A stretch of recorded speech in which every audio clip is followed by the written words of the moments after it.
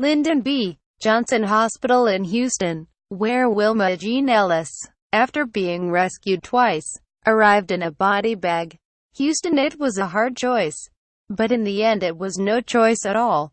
A small rescue boat had come up the driveway, offering help. Carl Ellis was with his frail, 73-year-old mother, Wilma Jean. The boat had room for one. The water was already up to Mr. Ellis' knees, so there was no time to wait for rescuers with more room.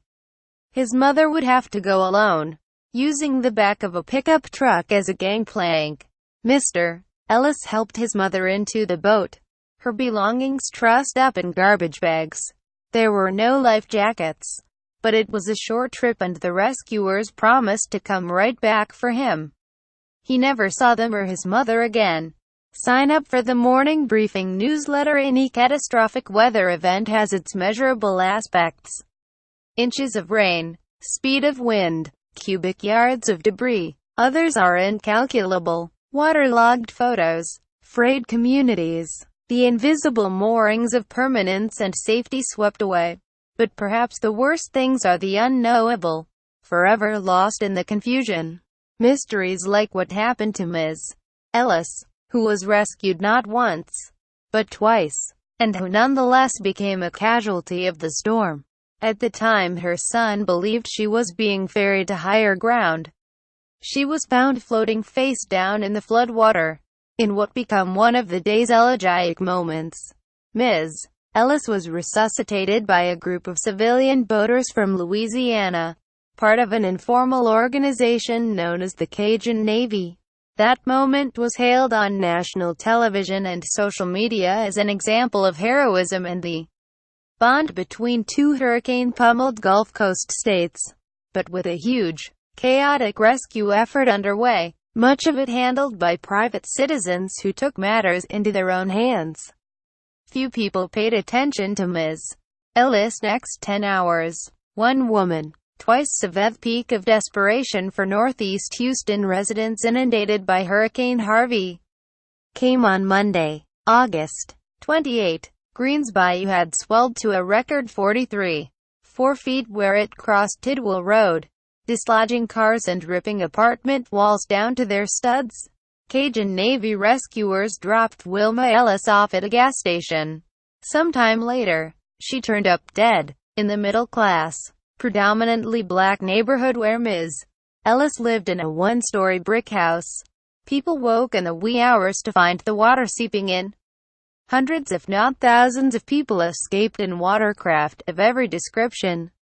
The water turned thick and oily, boiling with angry clusters of fire ants. Sometime around 7 a.m., 3 men in a boat motored up the driveway of Ms. Ellis' house on Drifting Winds Drive. Ms. Ellis was an energetic woman, a committed Jehovah's Witness who made boudin sausage from scratch, played video games on a Sega Genesis, drove a gargantuan pickup truck with a grill the size of a portcullis and enjoyed the occasional nip of Windsor Canadian. But she had recently had surgery, followed by a stroke, family members said. So Mr. Ellis didn't stop to ask exactly who the men in the boat were. He just helped his mother aboard. She still wore the hospital bracelet from her recent treatment. Unbeknown to him, the boat had barely reached the corner stop sign when his mother somehow fell into the floodwater. They were trying to make a right, but the boat tipped over, said a neighbor, Desmond Clark, who was peering through the rain from his window on Parkway Forest Drive. He added, "I didn't see nobody go get her."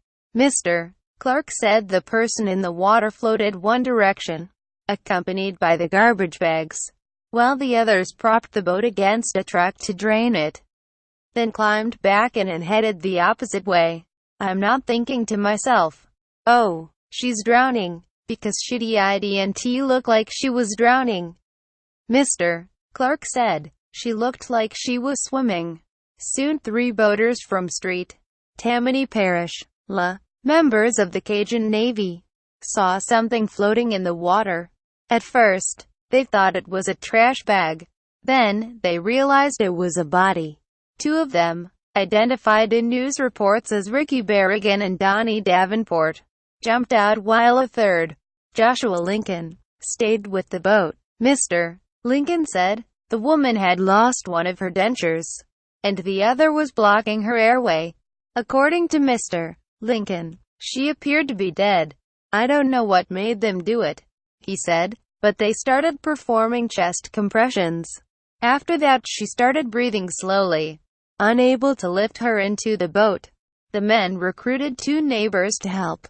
She was alive, said one, Brando Flanagan. She was nodding. I just told her, you're going to be alright, Mommy, you're going to be alright. He cringed, remembering. I looked in her eye. I told her she was going to be okay. At the time, hospitals were virtually impossible to reach. The boaters took Ms. Ellis to the nearest dry corner, where people were sheltering at a daycare center and a gas station. I was concerned that she wouldn't set up in a chair too well, Mr. Lincoln said, so we got them to say they would be extra watchful of her.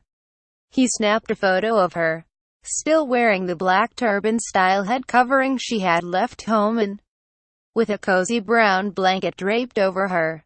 He took a close-up of the hospital bracelet bearing her name and date of birth. Just after 8 a.m., another evacuee posted on Facebook that a Wilma Ellis had been rescued and needed help. More than 10 hours later, Ms. Ellis arrived at Lyndon B. Johnson Hospital in a body bag. She was brought in, the record said, by the Coast Guard or maybe, a hospital spokesman said later. The fire department. The hospital bracelet was missing. Wilma Ellis was a Jane Doe, hailed as a hero that night. China Davis was at the hospital where she worked when the phone rang. Somebody called me and told me that my sister was floating in the water. She said, China, your sister is on CNN. Ms. Davis was confused. Her nephew, Carl, had told her that Ms. Ellis had been taken to a nearby school. He was still waiting to be rescued himself. But there was the voice of Mr. Lincoln on television, describing how he had found Ms. Ellis in an extremely heavy current. The newscasters hung on Mr. Lincoln's words. You were just moved to act. They asked, how is she doing now? As is common in natural disasters, accurate information was scarce. On Tuesday, Mr. Lincoln told MSNBC, she is now with her family, they say, and doing just fine. He had gotten an address, he said, so he could return her dentures. But Ms. Ellis' family did not know where she was. They called hospitals and shelters. They got in touch with Mr. Lincoln, who joined the search by posting on social media and doing follow-up interviews. One man said he had seen her at a shelter, but still, no one could find her. It was not until Thursday that Ms. Davis received a call from the morgue. Combing through Clue SMS, Ellis, who spent her childhood picking cotton in rural North Louisiana and later worked at a hospital in Houston, was a matriarchal figure in an extended clan. She had 7 siblings, 6 children, grandchildren and great-grandchildren. They called her Mama, or Jean, to find her. They had been sifting anxiously through the meager clues, left like shreds of storm debris snagged on a chain-link fence.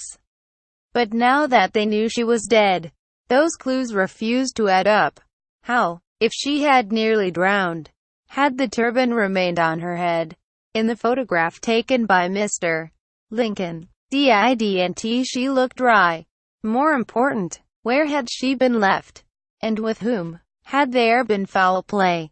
Or had someone, some of them wondered, simply failed to care enough about a lone, old black woman? The red tape did not help. Her son, Carl Ellis, went to get her medical records, but came away empty-handed because he had no death certificate. The autopsy report would not be available for weeks. Ms. Ellis had been identified using fingerprints, the medical examiner's office said, but there was an official cause of death, drowning. That raised more questions. If she had been revived, how had she drowned? Had she been fished from the water only to be swallowed up again? Could she have gone through something destructive enough to wrest the hospital bracelet from her wrist? My mom wouldn't have wandered off, Mr. Ellis said. He wondered if she had been left to fend for herself.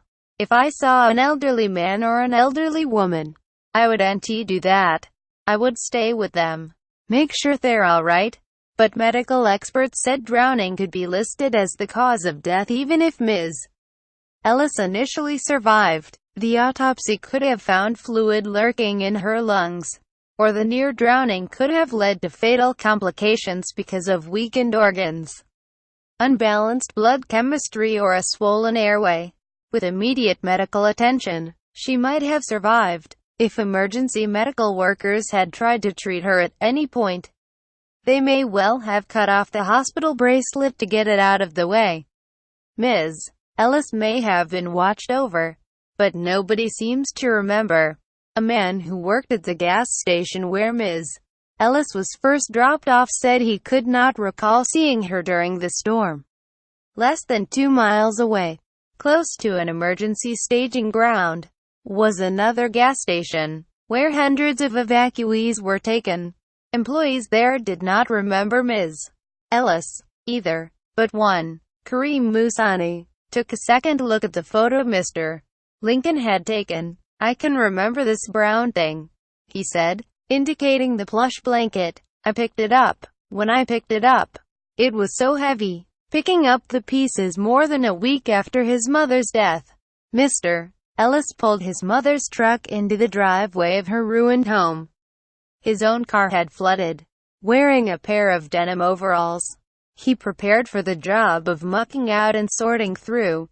The day before, he had avoided a gathering of 13 family members on the driveway, and still seemed lost in self-reproach over what had happened. Asked what he had thought when he had heard of his mother's rescue on the news, he demurred. When my mom left here, he said, I thought that was her rescue. A few days later, Mr. Lincoln drove back to Houston for Ms. Ellis' funeral. Emotionally overwhelmed, he said, he got lost on the way. Mr. Lincoln said he had been drastically affected by finding, then losing, Ms. Ellis. The whole thing just sounds spiritual in that I was reborn, or born again, when I found her, he said. It's like I can't tell a lie anymore. But at the memorial service, he encountered a family still under strain from the unanswered, perhaps never to be answered, questions about Ms. Ellis' final hours. Ms. Campbell, Ms. Ellis' sister, said she had tried to help. I tried to get them one by one and sit down and explain something to them. Time and unforeseen occurrences befalls us all, she said, paraphrasing scripture. There's only 2 people who know what really happened, Jean and Jehovah. Follow Shayla Dewan on Twitter at Shayla Darwin.